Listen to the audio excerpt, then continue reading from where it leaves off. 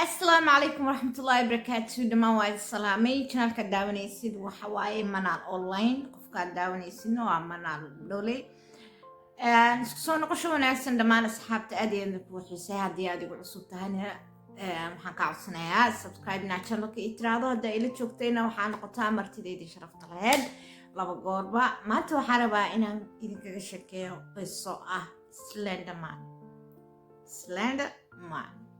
waa nin laga sameeyey internetka oo ilaa 2014 dartiis dad badan loo laayay yacni Slenderman waa nin wejiga yacni nin dheer lugu dhaadheer gacmo dhaadheer yacni sidii qofkaas u sameeyey waa mal awaal waa barnaamij mal awaal ah qof xaasid ah samaystay magac wuxuu u bixiyey Slenderman yacni ninka oo waxawaaye dadku ku amraa in la qalo in macna qofka saaxiibka wuxuu ka yacni waa wax sixir camal ah yacni sidii markino qofka maskaxdiisa dhan uu kala gidina aniga sixir la dhihi karaa wax kale ma dhihi karaa a'uudu billahi najina ilaa naga najeey dadka jecelna ka najeey waxaa dhacday marka sheekadaas internetka inay ku jirtay ciyaalka siiba uu caqliga ka xadi jiray bari waxaa dhacday marka gabdho oo saaxiiba ahaa oo kulligood 12 xisaabtii iga dhuntay 12 jira ah 3 gabdhood oo saaxiiba ahaa maanta sheekadooda halkaas idinkula wadaagina insha Allah isla socod wanaagsan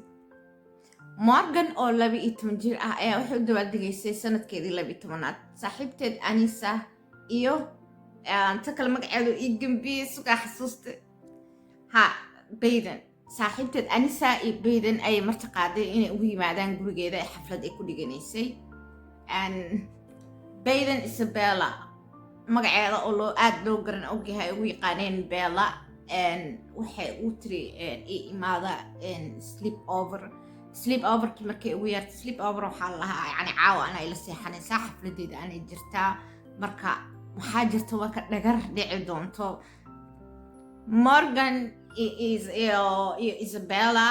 Bayden Isabella waxay ahaayeen saaxiib aad iyo aad iskugu dhow waxaa kusoo birtay Anisa oo saaxiib la noqotay Morgan soo marka halkaas wuxuu noqday yacni saaxiib xaasid camal saddexeeye camal Anisa aa soo dhex gashay saddexeeye camal labadan gabdhood saaxiibka ahaa then habeenkii markii la iskugu yeeray Anisa waxay ka dhaadhicisay sheekadan Slenderman ay uga dhacday ay ku tiri bal ka waran haddii aan ninka aan gabadhan aan dilno because way ka maseersaneed saaxiibtinimadooda aad uga maseersaneed qorshe u degtay si ay uga dhex saarto labadan gabdhood oo saaxiibada ah ay u kala dhex gasho waxaa dhacday marka inay Anisa uga shakeyso Morgan dhahdo bal ka waran qoftaan haddii aan u dhameyno Anisa bahashi Morgan maba kasii yani maba iskasii waan sheekadii way la qabsatay يعني waxay tiri okay waayahay martiqaadno habeenkii meesha la iskugu yimaada lagu balansaday gabadhan in la dhagareeyo Isabella oo iyadana 12 jir kala ahayd oo horena u ahaayeen saaxiib maxaa la yiraahdaa Morgan gabadhan Anisa wax badan ay la soo qorsheeyay Morgan inay disho yani markii ay dilay rabaan inay dilaan yani wax iska yimaaday hal maalin ma aha يعني مدة دير صاحب لأهيد انت أصلاً وحيسو قرشين سي إن لديرو قبردان صاحبة ديد سي إيضا يعني صاحب أهان ولهرتو I don't know why but ما أقان وي دوفستتي كلنا يعني مدة دير كو فكراين مالك الدنبايا حفلة دواتي دعالي يعني فامل كده وشاكتي أنا صاحبة دي عاول لسو سيحانايا أذيك حفلة دي مركي لي مادي قبردي وحس ميسي subaxdii markii la gaaray habeenkii birthday-ga u dhamaaday subaxdii way soo kaxeeyeen waxay keentay meel xadiiqada ah yacni meel park ah oo yacni duur camal ah ay la imaadeen gabadhii halkaasay ku tooreeyeen waxay geliyeen ayadoo la wareysanayo markii lasoo xiray kadib Morgan ayaa waxay dhahaysaa ninkaas maxaa la dhahaa Slenderman wuxuu nagu dhahay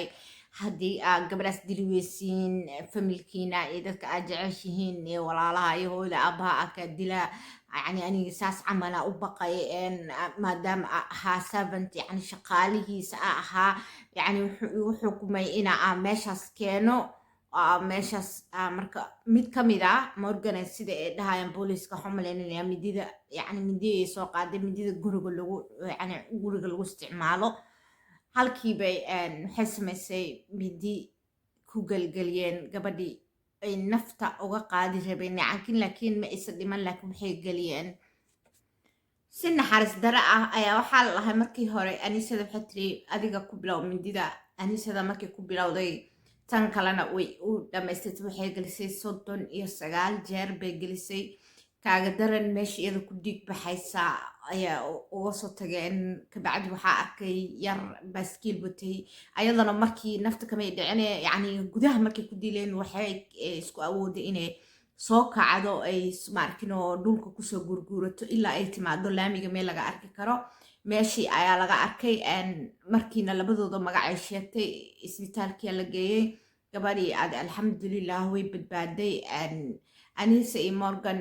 labadoodaba waxaa lagu xukumay maadaama ay saqiiro ahaayeen horta hore mid maskaxdeedii dhanaa waxay noqotay qaac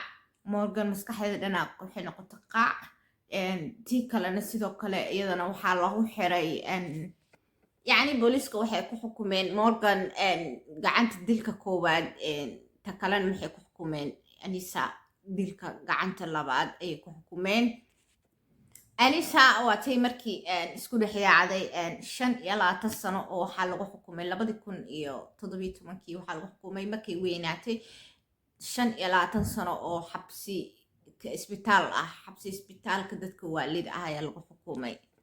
waxayna ka soo baxday 2021 sanadkii hadda na soo dhaafay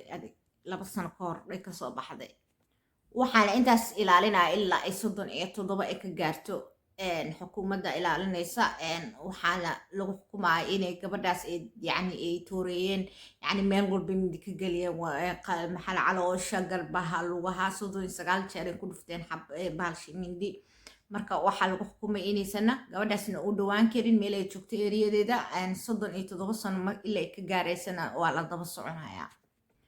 Morganna iyadana jaajku wuxuu ku xukumay 40 sano oo ka soo bax lahayn oo isbitaalka dhimirka waalida yani xabsiga dhimirka waalida ah